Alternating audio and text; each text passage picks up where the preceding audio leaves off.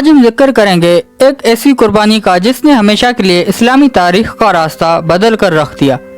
یہ واقعہ ہے نبی کریم صلی اللہ علیہ وسلم کی وفات کے تقریباً 48 ایئرز بعد پیش آیا، جب ان کے پیارے نواسے حضرت امام حسین علیہ السلام کربلا کے میدان میں اپنے چند جانثار ساتھیوں کے ساتھ ظالم طاقتوں کے خلاف ڈٹ کر کھڑے ہو گئے اور شہید ہو گئے۔ لیکن سوال یہ ہے، یہ معرکہ کیوں پیش آیا؟ کیا وجہ تھی کہ رسول اللہ صلی اللہ علیہ وسلم کا نواسا اپنے بچوں، عورتوں اور قافلے کے ساتھ ایسی سخت قربانی دینے پر مجبور ہوا؟ تو آئیے تاریخ کے اوراق پلٹتے ہیں اور جانتے ہیں کہ اس واقعے کی بنیاد کہاں سے رکھی گئی۔ جب خلافت ایک دینی نظام کے بجائے خاندانی وراثت میں بدلنے لگی، تب معاویہ بن ابی سفیان نے اپنے بیٹے یزید کو خلیفہ نامزد کیا۔ یہ ایک ایسا فیصلہ تھا جس نے خلافت کو ظلم اور جبر کے نظام میں بدل دیا۔ یزید کی زندگی، اس کا کردار اسلامی اصولوں سے یکسر متضاد تھا۔ جب امام حسین علیہ السلام کو یزید کی بیعت کا حکم دیا گیا تو انہوں نے صاف انکار کر دیا۔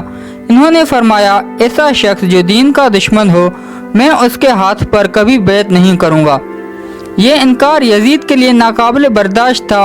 اس نے مدینہ کی فضا تنگ کر دی اور امام حسین علیہ السلام کو شہر چھوڑنے پر مجبور کر دیا۔ اسی دوران کوفہ، عراق سے ہزاروں خطوط آئے۔ لوگوں نے امام حسین علیہ السلام سے وعدہ کیا کہ وہ ان کی حمایت کریں گے، یزید کے خلاف کھڑے ہوں گے اور ان کا ساتھ دیں گے۔ یہ خطوط ان امیدوں کی چراغ تھے جو امت کے بیدار ضمیر میں جل رہے تھے۔ چنانچہ امام حسین علیہ السلام نے اہل بیت اور قریبی ساتھیوں کے ساتھ مدینہ سے سفر شروع کیا، کوفہ کی طرف، حق کے لیے، عدالت کے لیے اور اسلام کی اصل روح کے تحفظ کے لیے۔ لیکن جیسے ہی وہ کوفہ کے قریب پہنچے، ماحول بدل چکا تھا۔ یزید کی فوجی طاقت، ظلم، تشدد اور خوف کی فضا، لوگوں کے دل بدل چکی تھی۔ وہی لوگ جنہوں نے ساتھ دینے کا وعدہ کیا تھا، اب خاموش تماشائی بن گئے۔ امام حسین علیہ السلام کا قافلہ کربلا کے میدان میں روکا گیا، جہاں ایک فوجی دستہ حر بن یزید کی قیادت میں ان کا انتظار کر رہا تھا۔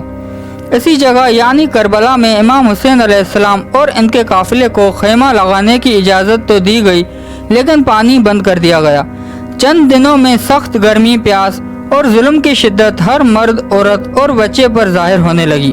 یزید کی فوج نے صاف کہا، بیعت کرو ورنہ جان سے جاؤ، لیکن امام حسین علیہ السلام نے فرمایا، موت کو گوارا کر لوں گا مگر باطل کے آگے سر نہیں جھکاؤں گا۔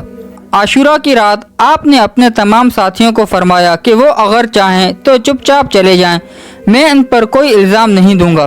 لیکن کوئی بھی نہ ہٹا۔ سب نے وعدہ کیا کہ وہ دین اسلام کی سچائی پر آپ کے ساتھ شہادت قبول کریں گے۔ 10 محرم کی صبح امام حسین علیہ السلام نے ایک پر اسرار خطبہ دیا۔ یزید کی فوج کو یاد دلایا کہ وہ اللہ کے رسول صلی اللہ علیہ وسلم کے نواسے ہیں اور یہ جنگ کسی ذاتی مفاد کے لیے نہیں بلکہ حق اور باطل کے درمیان ہے۔ اسی دوران حر بن یزید، جس نے قافلہ روکا تھا، حق کو پہچان کر یزید کا لشکر چھوڑ کر امام حسین علیہ السلام کے قافلے میں شامل ہو گیا۔ اب جنگ شروع ہوئی۔ ایک طرف 70 کے قریب امام حسین علیہ السلام کے وفادار ساتھی، دوسری جانب 30,000 کا لشکر ایک ایک کر کے امام حسین علیہ السلام کے ساتھی بہادری سے لڑے اور جام شہادت نوش کرتے گئے۔ یہ کوئی معمولی جنگ نہ تھی، یہ قربانی اسلام کے اصولوں کی حفاظت کے لیے تھی۔ آخر میں امام حسین علیہ السلام تنہا رہ گئے۔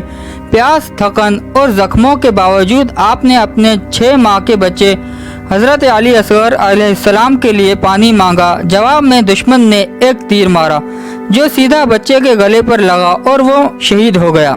امام حسین علیہ السلام نے اپنے ہاتھوں سے بچے کو دفن کیا، پھر خیمے میں جا کر خواتین و بچوں کو الوداع کہا، پھر تنے تنہا میدان کربلا میں دشمن کے سامنے ڈٹ کر لڑے، یہاں تک کہ آپ گھوڑے سے زمین پر آ گرے اور یزیدی لشکر نے آپ کو چاروں طرف سے گھیر کر آپ کا سر تن سے جدا کر دیا۔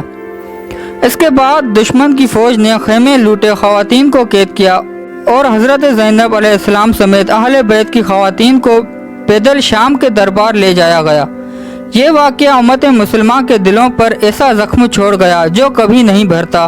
کربلا صرف ایک معرکہ نہیں تھا بلکہ ایک صدیوں پر محیط پیغام تھا کہ باطل چاہے جتنا بھی طاقتور ہو، حق کے سامنے سر جھکائے بغیر حق والے قربانی دے کر تاریخ رقم کرتے ہیں۔ آج بھی دنیا بھر کے مسلمان امام حسین علیہ السلام کی قربانی کو یاد کرتے ہیں اور اس دن کو یادگار وفا، صبر، استقامت اور حق کے لیے مر مٹنے کا دن مانتے ہیں۔